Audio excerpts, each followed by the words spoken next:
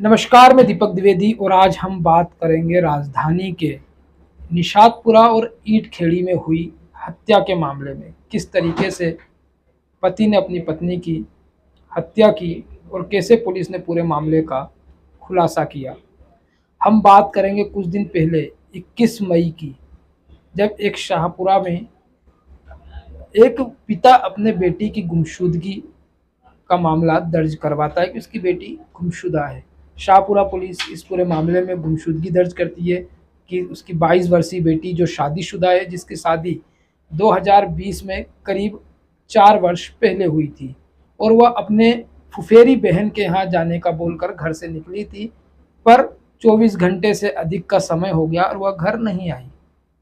उसकी शादी हुई परेवा खेड़ा गाँव में, ईंट खेड़ी थाना क्षेत्र में परेवा खेड़ा गांव में उसकी शादी हुई थी, पर शादी के कुछ दिनों के बाद ही पति के साथ अनबन सी होने लगी थी, जिसके चलते मृतिका जो उनकी बेटी थी तब तक जिनकी गुमशुदगी दर्ज कराई थी, वह हाउसिंग बोर्ड कॉलोनी निशातपुरा थाना क्षेत्र में किराए से रहती थी। पूरे मामले में पुलिस जांच शुरू करती है और जब पता चलता है कि हाउसिंग बोर्ड कॉलोनी में रहने वाली है, तो निशातपुरा पुलिस भी इस मामले की जांच शुरू कर देती है। वहाँ पर तत्कालीन थाना प्रभारी जो प्रभार में रहते हैं, माता दीन अहिरवार, और उसके अलावा अलग अलग टीम उनके साथ इस पूरे मामले की जांच शुरू करती है और सबसे पहले उसका जो पति रहता है जिससे वह अलग रहती, उसकी तलाश शुरू करती है। पुलिस ढूंढते ढूंढते नदीमुद्दीन जो मृतिका का पति रहता है उसे उसके गांव से परेवा खेड़ा से पकड़ती है और वह कई दिनों तक पुलिस को करीब 7 से 8 दिनों तक गुमराह करता रहता है कि उसको उसकी पत्नी के बारे में जानकारी नहीं है। आखिरकार पुलिस जब उसके साथ सख्ती से पूछताछ करती है तो वह 31 मई को टूटता है पूरी तरीके से और पुलिस को बताता है कि उसने उसकी पत्नी की हत्या कर दी। पुलिस जानकारी में जुट जाती है आखिरकार क्या हत्या के कारण है, कैसे हत्या की, क्यों हत्या की। इस तरीके के तमाम अलग अलग एंगलों पर पुलिस जांच करती है और हत्या करके आखिरकार उसे कहाँ छुपाया, ऐसे तमाम प्रश्न जब पुलिस के सामने खड़े होते हैं तो वह उसके सवाल ढूंढने में जुट जाती है और फिर पुलिस लेकर पहुंचती है उसे परेवा खेड़ा जहाँ का वह रहने वाला था, जहाँ शादी हुई थी। और फिर वो टूटने के बाद पुलिस की पूछताछ में बताता है कि उसने उसकी पत्नी की हत्या गला दबा के की। पुलिस ने कहा आखिरकार क्यों तुमने उसका गला दबाया, तो उसने बताया कि जब वो अपने घर से निकली थी 21 तारीख को अपने पिता से कहकर बहन से मिलने का, वह सीधे अपने पति के पास आई, मेरे पास मिलने आई, मेरे साथ रही और मैंने उसका मोबाइल चेक किया तो उसमें तमाम संदिग्ध लोगों के फ़ोटो दिखाई दिए, अलग अलग लोगों के फ़ोटो दिखाई दिए, जिसके चलते उसको उसके चरित्र पर शंका हुई और फिर उसने उसके साथ मारपीट की और उसके गला दबाकर हत्या कर दी। पुलिस ने बोला आखिरकार उसकी बॉडी कहाँ है, कहाँ उसकी बॉडी रखी, तो बताता है कि मैंने उसकी पहले हत्या की, फिर उसे बोरे में भरा और फिर कचरे में फेंक कर आ गया। पर मुझे डर था कि कचरे में भी यदि बदबू मारने लगेगा, एक खंती है वहाँ पर, यदि बदबू मारने लगेगी तो फिर मुझे मेरा पकड़ाने का डर रहेगा कि हत्या मैंने की है। इसलिए वह उसे उस खंती से निकालने के बाद जला देता है। जला देने के बाद जब वह अध जली कह सकते हैं या तो पूरी तरीके से जल चुकी होती है, सिर्फ कंकाल 14 पसली रहती है और पकड़ाए जाने का डर कि मानो पसली यहाँ से यहाँ कैसे, तो वह उन पसलियों को अलग अलग जगहों पर पास में ही खेत में गड्ढा खोदकर गाड़ देता है, जिसके चलते कि कोई भी सुराग उसकी हत्या का न रहे। पूरे मामले में पुलिस जांच करती है। जांच करने के बाद उसे उन घटना स्थल पर जो परेवा खेड़ा गांव में ईंट खेड़ी थाना क्षेत्र में है वहां लेकर जाती है और तमाम खोजबीन करती है निशातपुरा पुलिस। और फिर उस बॉडी की 14 पसलियां जो अलग अलग जगह गाड़ी गई थी उसे निकलवाती हैं गड्ढा खोदकर, और फिर इस पूरे मामले में पुलिस हत्या का प्रकरण दर्ज करती है और आरोपी को गिरफ्तार करके ईंट खेड़ी पुलिस को सौंप देती है। पूरा मामला जो सामने निकल के आया चरित्र शंका को लेकर है और इसके चलते यदि हम पूरे देश भर में बात करें तो तमाम हत्याओं की वारदात सामने आती है और अलग अलग तरीके से हत्याएं की जाती है।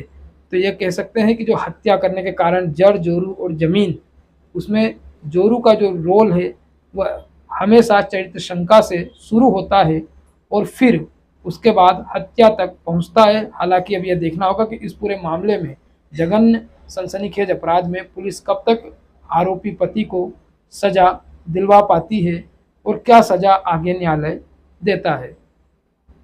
जी अपना नाम बताइए पहले। मेरा नाम अनस है। क्या मामला हो गया अनस में? ये मर्डर केस है लड़की का। लड़की मेरी बहन है। ये हादसा है इधर के क्या नाम है अपना हाथ पर नहीं, लड़की गुम हुई थी यहाँ पे अपना हासिम मोड़ के अंदर। उसकी शादी करी थी अपना हमने परवा खेड़े के अंदर। मतलब 21 तारीख को लड़की लापता हुई थी। लड़के का फ़ोन आया, लड़के ने भेजला फुसला के उसको बुलाया। लड़का उसका मतलब आदमी था। 21 तारीख को वो ले गया। 21 तारीख की रात में इसका मर्डर कर दिया।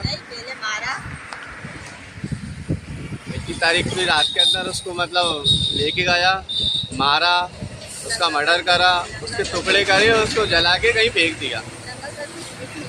फिर बाद में पता चला है कि इसको नंगा करके उसका जुलूस भी निकाला गया।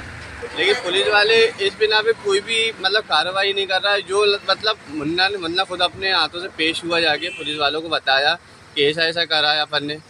बस उस बात को लेके चल रहा है। बस उस बात को लेके चल रहा है। ना हम लोगों की सुनवाई हो रही है ना कुछ हो रही है। हम गुजारिश कर रहे हैं कि आप आगे पता करें उसके साथ कौन कौन था। बस मुन्ने बोल दिया कि हम अकेले तो मान लिए, इतनी बड़ी वारदात को वो अकेले अंजाम नहीं दे सकता।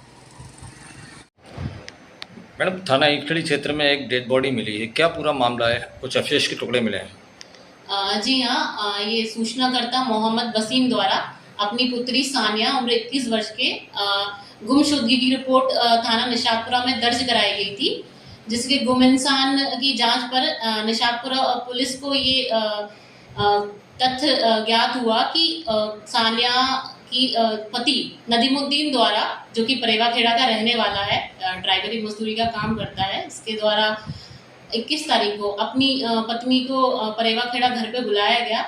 इसी दौरान इनके बीच में वाद विवाद हुआ और अपनी पत्नी के चरित्र को लेके शंका जाहिर की गई और लड़ाई झगड़ा हुआ, जिस दौरान नदीमुद्दीन द्वारा सानिया का गला घोटकर हत्या कर दी गई। उसके बाद उसे एक ऑटो में बोरी में भरकर ऑटो में ले जाकर अरवलिया जोड़ के पास कचरा खंती में जलाया और अधजली लाश को गड्ढा खोदकर दफनाने की कोशिश की। पुलिस द्वारा ये सारी सूचना मिलने के बाद मौके पर पहुंचकर पूरे क्षेत्र की तलाशी और उत्खनन का कार्य किया गया, जिसमें कुछ अवशेष मिले हैं जिन्हें पोस्टमार्टम और डीएनए हेतु भेजा गया है। और इसके बाद पुलिस द्वारा इसमें तुरंत ही 0 पे मर्ग कायमी और धारा 302, 201 के तहत अपराध कायमी कर थाना ईटखेड़ी भेजा गया है। इसमें हमारे द्वारा इसमें असल कायमी कर आरोपी को गिरफ्तार कर जेल भेज दिया गया। आरोपी का बैकग्राउंड क्या है?